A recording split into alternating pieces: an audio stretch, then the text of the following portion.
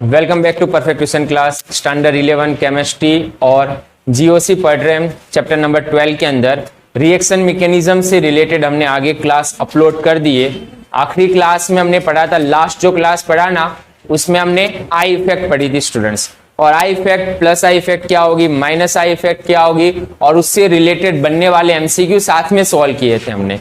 I effect से related दो application समझाई थी मैंने। एक एप्लीकेशन थी स्टेबिलिटी और दूसरी थी acid base strength.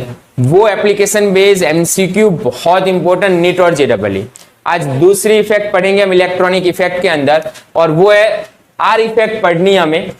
Are effect या तो उसे एम इफेक्ट बोलेंगे, लेकिन उससे पहले हम ऑर्गेनिक केमिस्ट्री के अंदर रेजोनेंस पढ़ेंगे।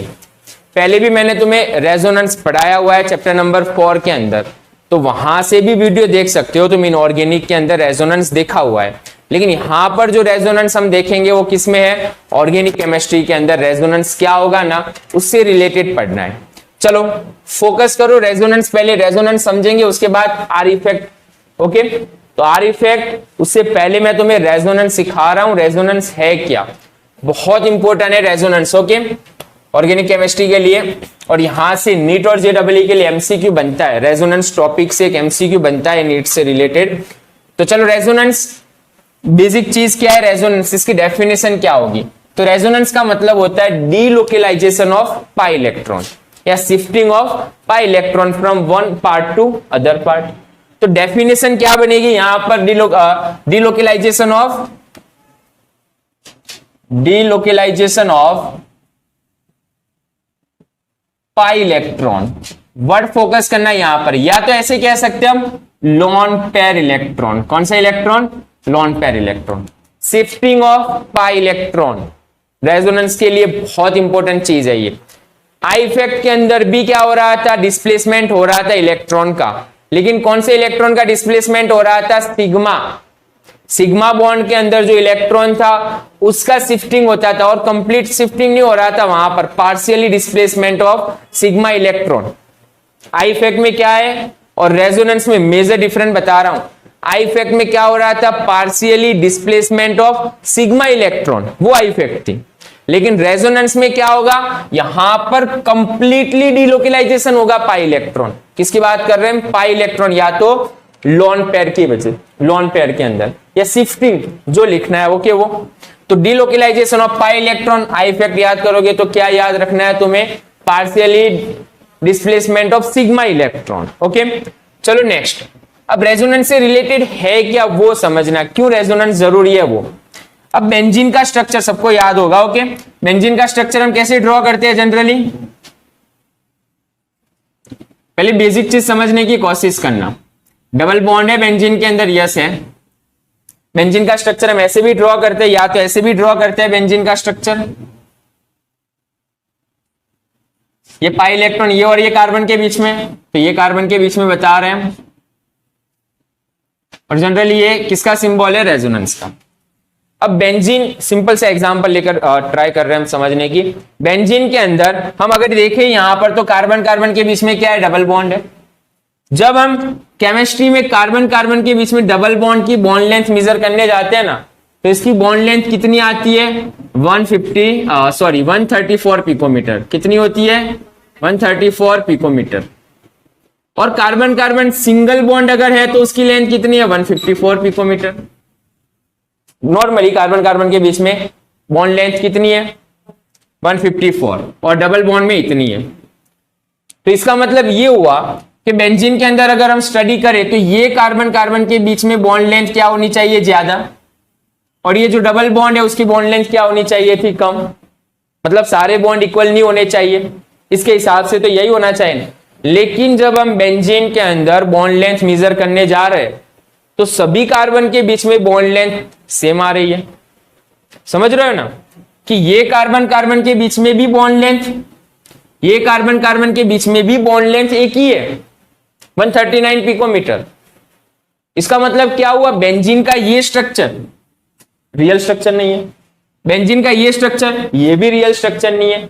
तो इसे हम कौन सा स्ट्रक्चर बोलेंगे, तो इसे हम बोलेंगे रेजोनेटिंग स्ट्रक्चर। ये कौन सा स्ट्रक्चर हुआ, रेजोनेटिंग स्ट्रक्चर। ये भी रेजोनेटिंग स्ट्रक्चर है, एक्चुअल स्ट्रक्चर नहीं है बेंजीन का ये। दूसरा, इसे ही हम कौन सा स्ट्रक्चर बोलते हैं? Canonical form. Canonical form 1, canonical form 2, लेकिन एक्चुअल स्ट्रक्चर नहीं है। तो बेंजीन का एक्चुअल स्ट्रक्चर क्या होगा? पॉइंट समझना, बेंजीन के ये कार्बन के बीच में बॉन्ड लेंथ, ये कार्बन के बीच में बॉन्ड लेंथ, इसके बीच में सब में बॉन्ड लेंथ सेम है। मतलब डबल बॉन्ड सिंगल बॉन्ड जैसा रूल्स यहां पर नहीं आ रहा सीधा सा। तो क्या होगा यहां पर? तो बेंजीन का एक्चुअल स्ट्रक्चर क्या होगा? तो बेंजीन का एक्चुअल स्ट्रक्चर क्या होता है? इसका मतलब ये हुआ बेंजीन के अंदर जो डबल बॉन्ड है, कितने पाई इलेक्ट्रॉन है? यहां पाई बॉन्ड कितने हैं? 3, इलेक्ट्रॉन्स कितने हैं? 6 इलेक्ट्रॉन्स है। इसका मतलब ये हुआ कि यहां पर जो 6 इलेक्ट्रॉन्स है वो पर्टिकुलर फिक्स नहीं है, सब पर है। पाई इलेक्ट्रॉन क्या है? सब पर है। तो इसे हम ऐसे बता सकते हैं। और इसकी वजह से इसकी बॉन्ड लेंथ क्या हो रही है? सबकी सेम। ऐसा नहीं है कि ये बॉन्ड, पाई बॉन्ड इसके बीच में ही है पूरा, थोड़ा इसकी इफेक्ट यहां पर भी है, यहां पर भी है, यहां पर भी है सबकी। तो बॉन्ड लेंथ इसकी कितनी आएगी? अब ओरिजिनल जो स्ट्रक्चर हुआ बेंजीन का, उसमें क्या है? सिंगल बॉन्ड है? नो। क्या डबल बॉन्ड है? Completely no.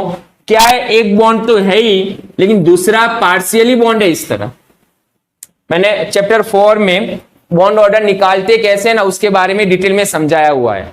Inorganic chemistry chapter 4 के अंदर, लिंक के अंदर है ही वीडियो के, देख लेना वो, कि बॉन्ड ऑर्डर कितना होगा, कैसे होगा, वो कैसे निकाल सकते हैं। उसका एमसीक्यू भी बनता है। रेजोनेटिंग स्ट्रक्चर, कितने रेजोनेंट स्ट्रक्चर बनेंगे, तो वो भी वीडियो देख लेना एक बार।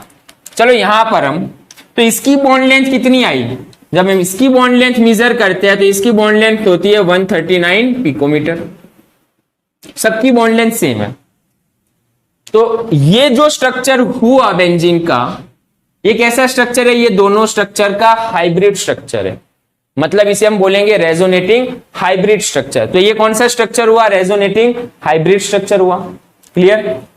और ये कौन है? रेजोनेटिंग स्ट्रक्चर 1, रेजोनेटिंग स्ट्रक्चर 2, और दोनों के स्ट्रक्चर को मिक्स करके हमने ये जो स्ट्रक्चर बनाया, ये एक्चुअल स्ट्रक्चर है बेंजीन का। ओके, बेंजीन का ये एक्चुअल स्ट्रक्चर है। कई बार इसे हम कंप्लीटली सर्कल भी बता देते हो। ओके, ये हो गया यहां पर क्लियर। चलो अब इसी से रिलेटेड और आगे, ये जो रेजोनेटिंग ये एक्चुअल स्ट्रक्चर है बेंजीन का, ये यहां पर 2 स्ट्रक्चर और उसका मिक्स बताया मैंने। अब देखना कौन सा स्ट्रक्चर ज्यादा स्टेबल है। तो ये वाला स्ट्रक्चर, एक्चुअल स्ट्रक्चर क्या होता है? ज्यादा स्टेबल है। मतलब इसकी स्टेबिलिटी कम, इसकी भी स्टेबिलिटी कम। पॉइंट समझना। यस, तो क्या हुआ? इसकी एनर्जी क्या होगी? कम, और इसकी एनर्जी ज्यादा, क्योंकि एनर्जी और स्टेबिलिटी का रिलेशन इनवर्सली है। जिसकी एनर्जी ज्यादा उसकी स्टेबिलिटी कम। तो जो हाइब्रिड स्ट्रक्चर है, एक्चुअल स्ट्रक्चर है, it is a more stable then canonical structure. Resonating structure से क्या होगा? Actual structure more stable. तो रेजोनेटिंग स्ट्रक्चर क्या है? एक्चुअल स्ट्रक्चर क्या है? जो एक्चुअल स्ट्रक्चर है मोर स्टेबल देन, किससे? More stable. ये स्ट्रक्चर और ये स्ट्रक्चर, दोनों स्ट्रक्चर से क्या है? मोर स्टेबल है। दूसरा, उसकी एनर्जी क्या होगी? Less energy. इसकी एनर्जी क्या होगी? ये दोनों एनर्जी इससे कम, लेस एनर्जी। अब पॉइंट समझना क्या है। अब ये इसकी एनर्जी ज्यादा है, इसकी एनर्जी कम है, ये दोनों के बीच में एनर्जी गैप है। ये जो एनर्जी गैप है, वो एनर्जी गैप को हम बोलेंगे रेजोनेटिंग एनर्जी। तो रेजोनेटिंग एनर्जी की डेफिनेशन क्या होगी? तो एक नया टर्म्स मिल रहा है तुम्हें,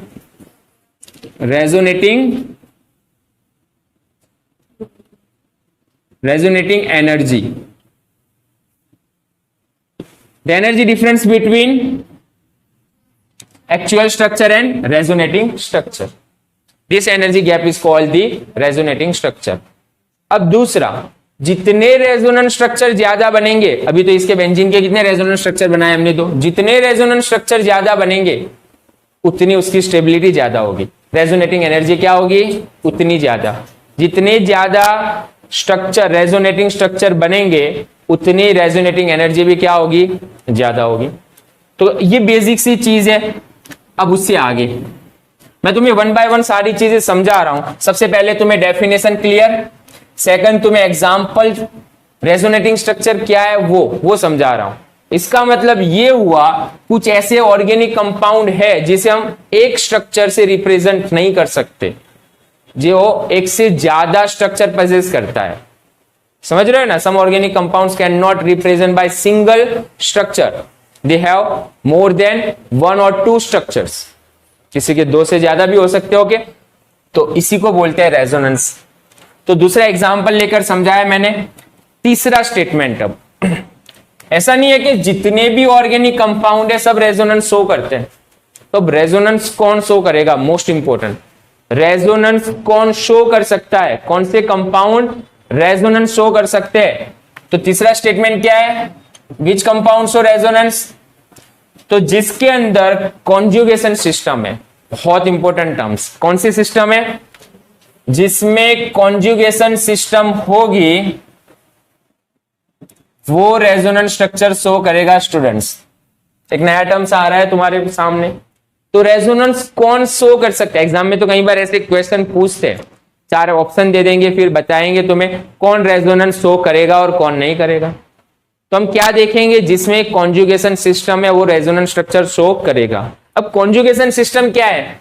तुम्हारे लिए टर्म्स वही है। तो कॉन्जुगेशन सिस्टम किसे बोलेंगे हम? तो ये कंडीशन याद रखना, वो कॉन्जुगेशन, इसी को बोलते हैं कॉन्जुगेशन सिस्टम, जिसमें pi electron double bond, single bond, double bond, ये वाली कंडीशन हो। Double single double single double, continuous भी हो सकती है, एक से ज्यादा भी। तो लेकिन सिस्टम क्या होनी चाहिए? Double bond. डबल बॉन्ड मतलब कौन सा electron? Pi electron, sigma electron, pi electron. अगर ये कंडीशन दी हुई है कंपाउंड्स में तो हम कहेंगे यस ये रेजोनेंस स्ट्रक्चर शो कर रहा है। बेंजीन शो करेगा, yes, double bond, single bond, double bond, इसीलिए रेजोनेंस स्ट्रक्चर शो कर रहा है। कॉन्जुगेशन सिस्टम है pi electron, sigma electron, pi electron. दूसरी कंडीशन, जिसमें डबल बॉन्ड, सिंगल बॉन्ड और साथ में लोन पेयर हो। क्या हो? Lone pair. वो भी क्या करेगा? रेजोनेंस स्ट्रक्चर शो करेगा। Pi electron, sigma electron and last में कौन है? Lone pair. तो ये भी रेजोनेंस स्ट्रक्चर में काउंट, कॉन्जुगेशन सिस्टम में हम काउंट करेंगे। तीसरी कंडीशन, जिसमें double bond, single bond and free radical, एक इलेक्ट्रॉन बताया फ्री रेडिकल, तो ये भी कॉन्जुगेशन सिस्टम में काउंट करेंगे। नेक्स्ट उसके बाद जिसके अंदर double bond, single bond and carbocation plus pi electron, sigma and carbocation, वो भी कॉन्जुगेशन सिस्टम पोजेस कर रहा है। और एक और जिसमें loan pair, single bond and carbocation, ये सिस्टम हो। मतलब ये 5 कंडीशन याद रखोगे तुम, ये सभी क्या, ये सिस्टम कौन सी है? Conjugation system. सबसे पहले हम कंपाउंड के अंदर यही देखेंगे इसमें कॉन्जुगेशन सिस्टम है कि नहीं है। अगर कॉन्जुगेशन सिस्टम है तो हम कहेंगे यस इसमें रेजोनेंस स्ट्रक्चर होगा। क्लियर है? डायरेक्ट टारगेट करेंगे हम कॉन्जुगेशन सिस्टम पर। चलो उसके बाद 3rd number clear, conjugation system क्या है। चलो 4th नंबर, कंडीशंस क्या होगी। एक तो कॉन्जुगेशन सिस्टम है ना, कंडीशन ही बोलेंगे इसे हम। उसके अलावा दूसरे रूल्स भी याद रखेंगे, कौन रेजोनेंस स्ट्रक्चर शो कर सकता है वो।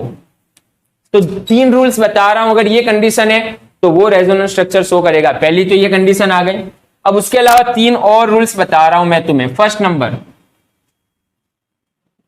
रूल्स के अंदर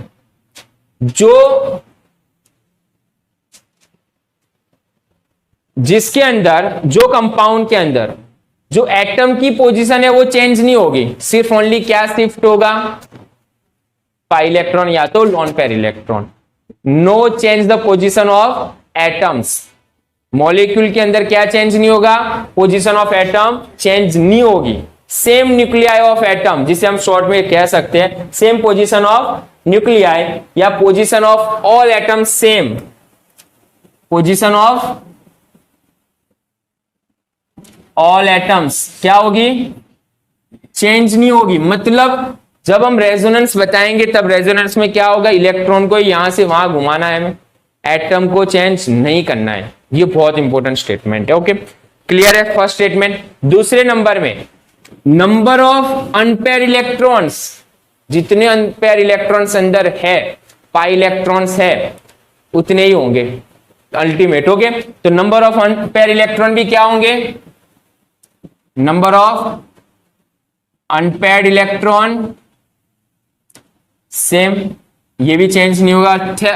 थर्ड नंबर, इसमें क्या है, मॉलिक्यूल जो है वो अपना वो कोप्लेनर होगा, टेट्राहेड्रल या sp3 ऐसा हाइब्रिडाइजेशन नहीं होगा। क्या होगा, शेप कैसा होगा मॉलिक्यूल का, शेप कोप्लानर। मतलब हाइब्रिडाइजेशन कौन सा, one type of the sp2 hybridization. कौन सा हाइब्रिडाइजेशन, sp2। ओके, तो sp2 हाइब्रिडाइजेशन कंडीशन होगी, लीनियर भी नहीं होगी, तो ये कंपलसरी याद रखेंगे हम रूल्स। तो अब इसके अलावा एक दूसरा फिफ्थ नंबर पर चलते हैं हम। क्लियर है ना, ये कंडीशन, चार कंडीशन याद रखेंगे। वो क्या करता है, रेजोनेंस स्ट्रक्चर शो कर सकता है, लेकिन कुछ एक्सेप्शन है जहां पर तुम गलत इंटरप्रेट करके कैसे कह दोगे कि सर ये भी इस कंडीशन तो है, ये कंजुगेशन अंदर, तो क्या ये रेजोनेंस शो करेगा, तो वो नहीं करते। तो कुछ बेसिक एग्जांपल लिखा रहा हूं, तुम्हें आइडेंटिफाई करना है क्या ये रेजोनेंस शो करेगा कि नहीं करेगा। तीन चार एग्जांपल लिखा रहा हूं मैं, तुम्हें पहले आइडेंटिफाई करना। ओके, मिसलीडिंग या मिसलीड, ओके ऐसे लिख रहा हूं एक्सेप्शन के केस में, पहले आइडेंटिफाई करना है। चलो,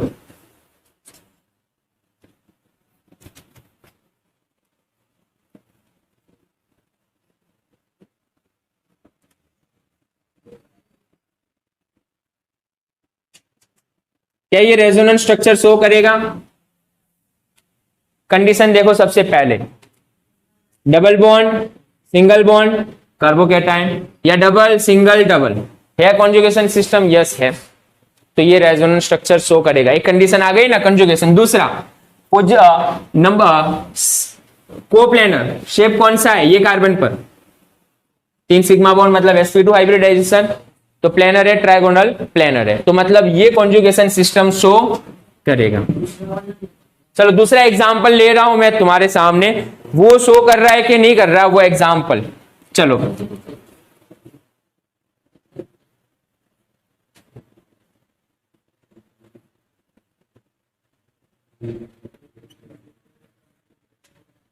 क्या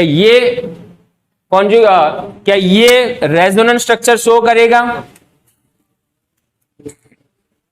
तुम बोलोगे सर यस, यहां पर double bond single bond double bond, या तुम बोलोगे sir double bond single bond carbocation, yes condition तो मिल रही है,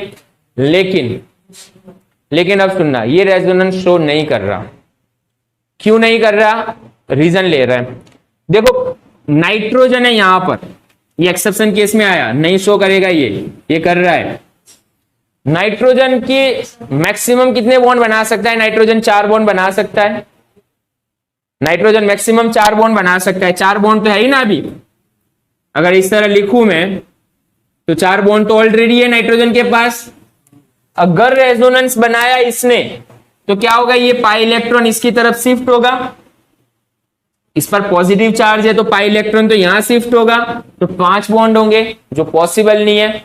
इसीलिए कार्बन की मैक्सिमम कोवेलेंसी कितनी है, टेट्रावेलेंसी शो करता है कार्बन मैक्सिमम, इससे ज्यादा शो नहीं कर सकता। अगर कॉन्जुगेशन बनाने जाएंगे तो क्या मिलेगा हमें, 5 बॉन्ड मिलेंगे जो पॉसिबल नहीं है। इसीलिए ये क्या नहीं कर रहा, रेजोनेंस शो नहीं कर रहा। नाइट्रोजन मैक्सिमम कितना है, टेट्रावेलेंसी है। ओके, 4 बॉन्ड कोवेलेंसी एक्सटेंड कर सकता है नाइट्रोजन, 3 बॉन्ड तो बनाता है एक लॉन पेयर की वजह से, तो 5 नहीं बनाएगा। ओके, अगर रेजोनेंस बनाना है तो ये पाई यहां पर शिफ्ट होगा तो 5 ही बॉन्ड होंगे, अभी 4 पॉसिबल है। लेकिन अगर हम कहे ये रेजोनेंस बना रहा है तो रेजोनेंस बनाना पड़ेगा, मैं ये पाई इलेक्ट्रॉन यहां पर शिफ्ट करेंगे, कैसे वो बता रहा हूं मैं तुम्हें, रेजोनेंस स्ट्रक्चर कैसे बनाते हो। तो यहां पर हम स्टेटमेंट क्या लिखेंगे, नाइट्रोजन मैक्सिमम कोवेलेंसी कितनी है उसकी,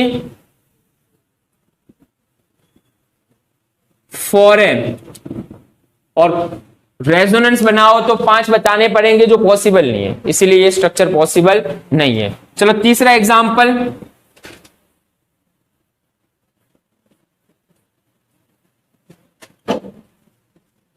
NH2।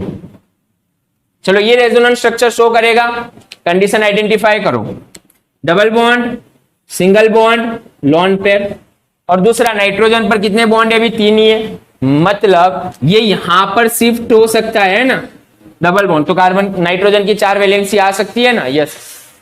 तो ये एनिलीन है बेंजीन के ऊपर NH2 एनिलीन, तो ये रेजोनेंस स्ट्रक्चर शो करेगा। एक और एग्जांपल यहां पर,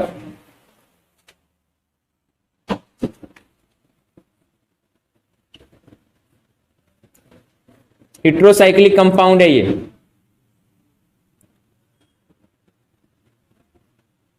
चलो क्या ये कोवैलेंसी शो करेगा, अरे सॉरी रेजोनेंस। अब तुम बोलोगे सर कंडीशन तो मिल रही है यहां पर, double single lone pair, double single lone pair, right, लेकिन मैं बोल रहा हूं ये शो नहीं करेगा।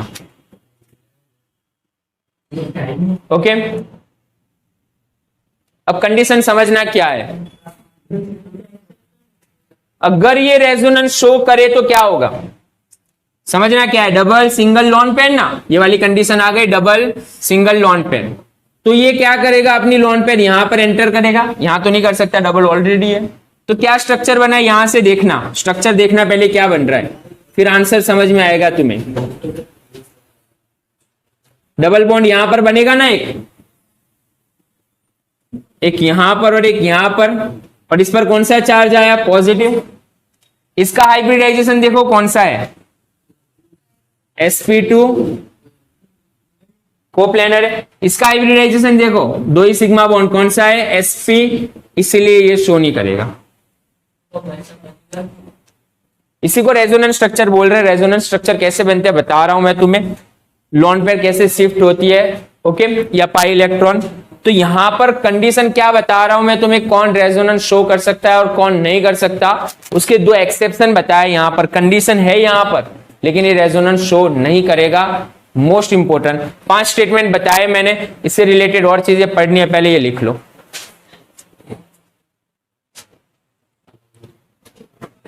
चलो स्टूडेंट्स 5 नंबर, अब 6 नंबर वाला टॉपिक देख लेते हैं। ये रेजोनेंस पॉसिबल नहीं है, मतलब ये स्ट्रक्चर पॉसिबल नहीं है, ऐसा नहीं बन सकता।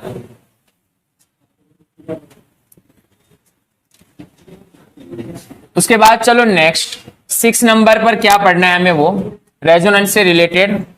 बस चलो रेजोनेंस से रिलेटेड हमें 6 नंबर टॉपिक पर क्या कवर करेंगे वो,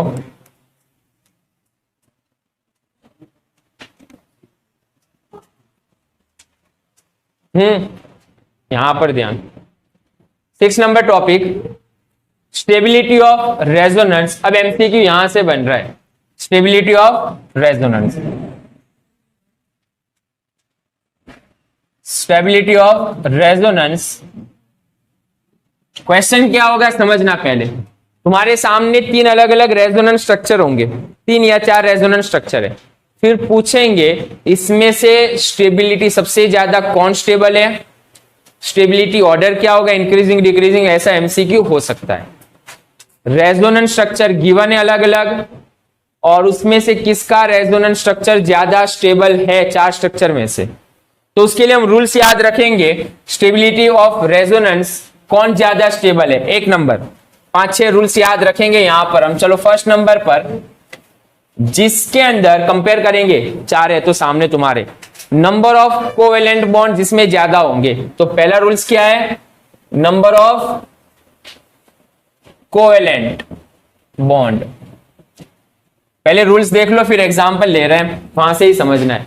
तो जिसमें कंपेयर करेंगे कोवेलेंट बॉन्ड किसमें ज्यादा है, उसकी स्टेबिलिटी क्या होगी, ज्यादा होगी। सेकंड नंबर, कोवेलेंट बॉन्ड के बाद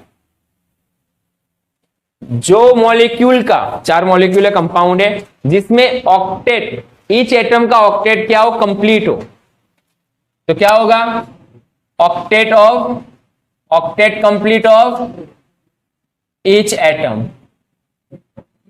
जो कंपाउंड में सभी एटम का ऑक्टेट अगर कंप्लीट हो रहा है तो वो ज्यादा स्टेबल है। तीसरे नंबर पर, लेस सेपरेशन ऑफ चार्ज, जिसमें चार्ज एकदम कम हो, प्लस माइनस, और जिसमें चार्ज ही नहीं है तो लेस सेपरेशन ऑफ चार्ज, जिसमें चार्ज क्या हो, एकदम कम हो, लेस सेपरेशन ऑफ तो उसकी स्टेबिलिटी क्या होगी, ज्यादा होगी। नेक्स्ट उसके बाद अगर नेगेटिव चार्ज है कंपाउंड के अंदर और वो नेगेटिव चार्ज किसके ऊपर है, ओके, अगर नेगेटिव चार्ज गिवन है और नेगेटिव चार्ज किसके ऊपर है, और नेगेटिव चार्ज अगर मोर इलेक्ट्रोनेगेटिव एटम के ऊपर है, एलिमेंट के ऊपर, तो उसकी स्टेबिलिटी ज्यादा। तो नेगेटिव चार्ज किसके ऊपर होना चाहिए, नेगेटिव चार्ज ऑन, कौन कैरी करेगा नेगेटिव चार्ज आसानी से, नेगेटिव चार्ज मतलब इलेक्ट्रॉन्स, कौन आसानी से कैरी कर सकता है, मोर इलेक्ट्रोनेगेटिव।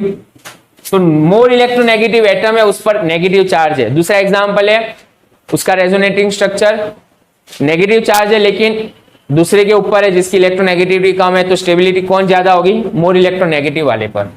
5 नंबर इसी से रिलेटेड, अगर पॉजिटिव चार्ज है तो किस पर होगा वो, मोर इलेक्ट्रो पॉजिटिव पर होना चाहिए। तो ये 5 रूल्स याद रखेंगे हम और इसी के बेस पर एमसीक्यू सॉल्व करेंगे हम। चलो अब एमसीक्यू ही देखने हमें 1 बाय 1। चलो सबसे पहला एक क्वेश्चन दे रहा हूं मैं तुम्हें, CH3COO- इसके रेजोनेंस स्ट्रक्चर ड्रॉ करो।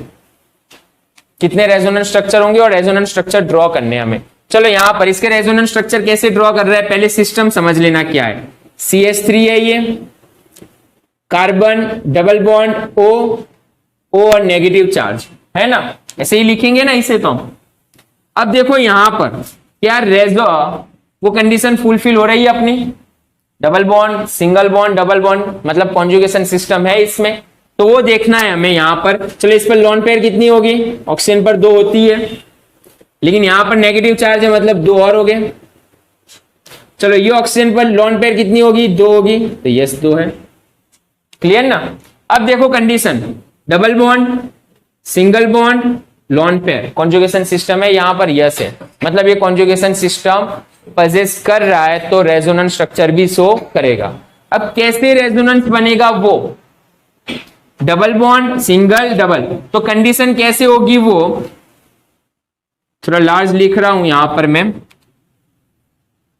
क्लियर ना। अब कंडीशन कैसे हो सकती है वो समझना। एक कंडीशन ये हो सकती है कि ये जो लोन पेयर है ना यहां से, चलो ये पहले डबल बॉन्ड, वो क्या करे, ऑक्सीजन अपनी तरफ खींच ले। अगर ऑक्सीजन अपनी तरफ खींच लेगा तो क्या होगा, यहां पर कार्बन पर पॉजिटिव चार्ज, ऑक्सीजन पर कौन सा चार्ज आ जाएगा, नेगेटिव चार्ज। तो कैसे लिखेंगे अब इसे हम, सी लिख रहा हूं समझ जाना, ओके। सी यहां पर क्या है, डबल बॉन्ड से सिंगल बॉन्ड ना, ऑक्सीजन उसके पास 2 लोन पेयर तो पहले से थी ऑलरेडी, 2 लोन पेयर तो थी उसकी, अब एक एक्स्ट्रा लोन पेयर आई ना यहां पर, बॉन्ड आया पाई इलेक्ट्रॉन, मतलब पाई इलेक्ट्रॉन यहां पर आया। अब इसकी वजह से इस पर कौन सा चार्ज आ गया, नेगेटिव, कार्बन पर कौन सा चार्ज आ गया, पॉजिटिव, और ये जो कंडीशन है ना वैसे ही रख रहा हूं मैं अभी, क्लियर ना। तो ये रेजोनेंस स्ट्रक्चर बनाए, यस बना। दूसरी कंडीशन क्या हो सकती है, अब इस पर जो पॉजिटिव चार्ज है तो क्या ये लोन पेयर यहां पर शिफ्ट नहीं हो सकती, यस हो सकती है।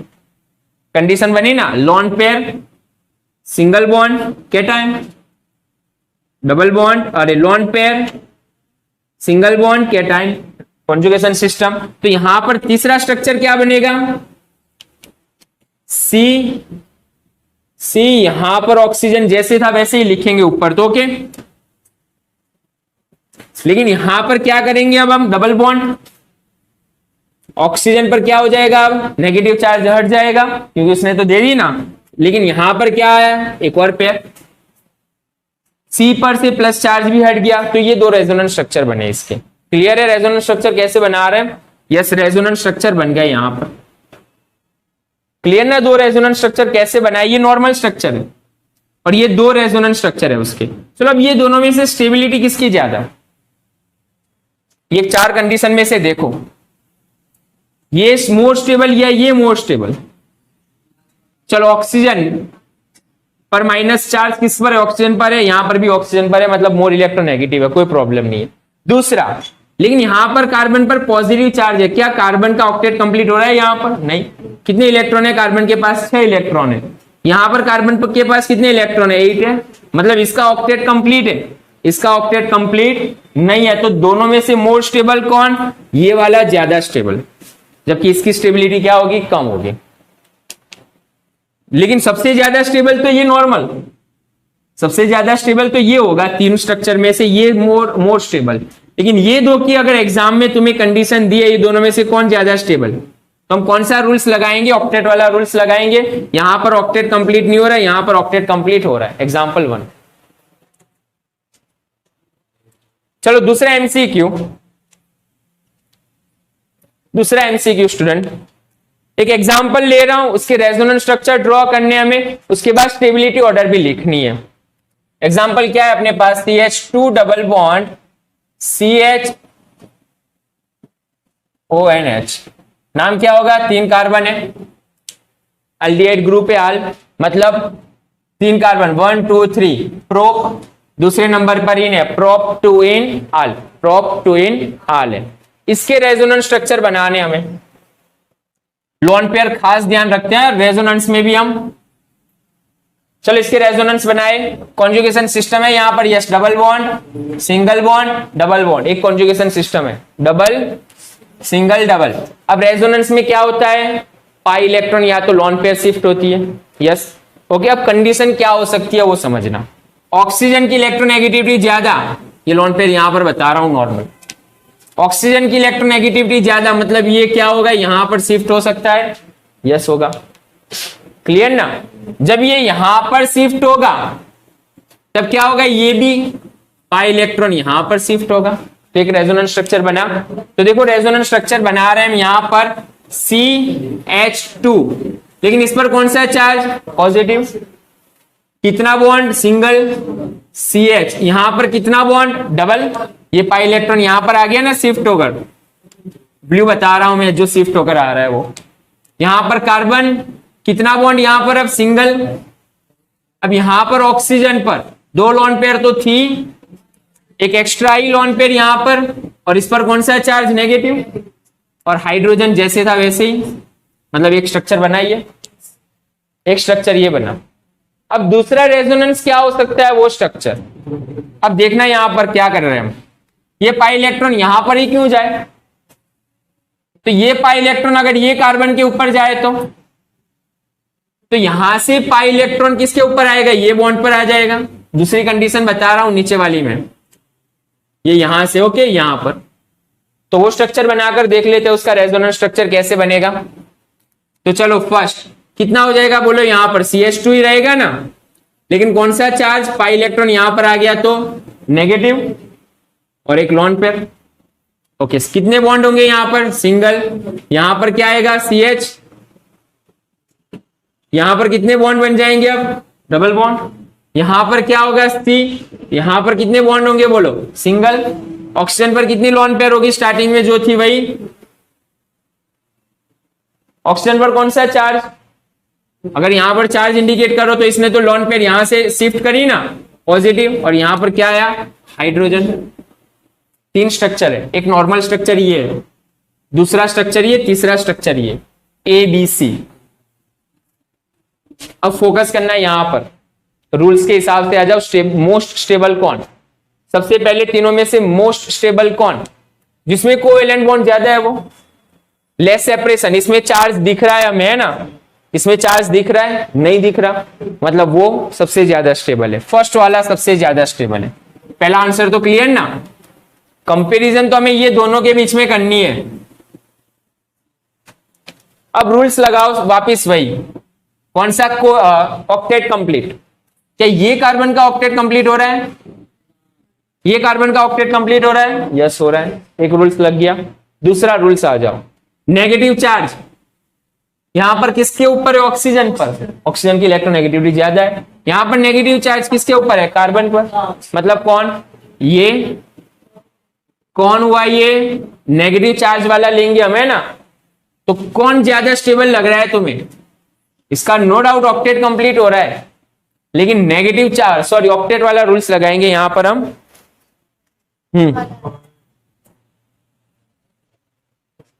हाँ चलो, तो कौन ज्यादा एक्टिव, यहां से मोर स्टेबल कौन आएगा?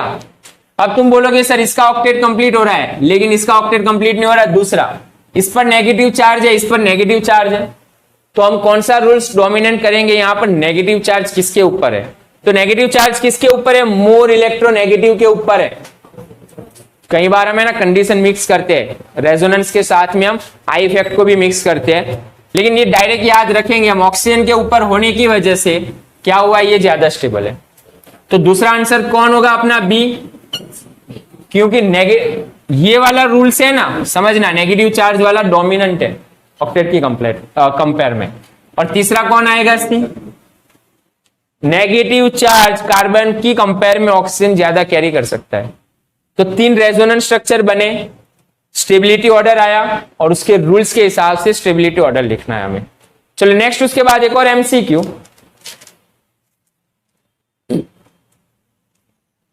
एक और एमसीक्यू फाइंड आउट करना कौन ज्यादा स्टेबल है स्टूडेंट्स। हाँ, टेक्स्ट बुक के अंदर ये प्रॉब्लम्स में है, रेजोनेंस के बाद जो प्रॉब्लम्स है उसी के अंदर ये क्वेश्चन गिवन है, वही सॉल्व कर रहे थे हम। चलो नेक्स्ट एमसीक्यू एक,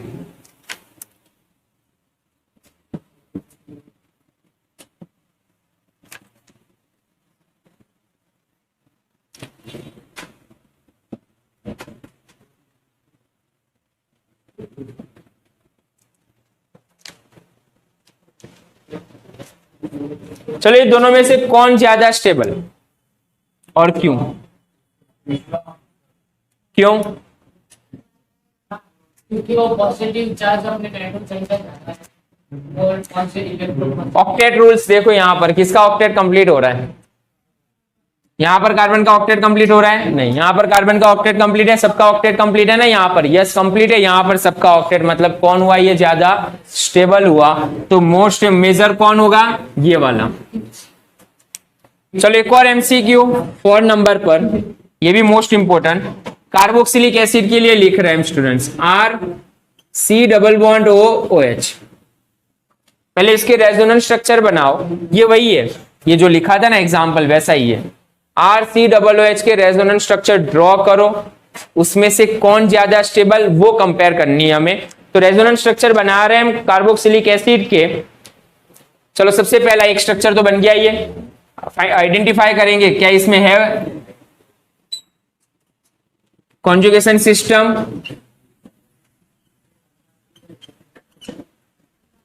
तो यस, इसमें कॉन्जुगेशन सिस्टम मिल जाएगी हमें। अभी देखा ना, वही एग्जांपल है ये, क्लियर ना।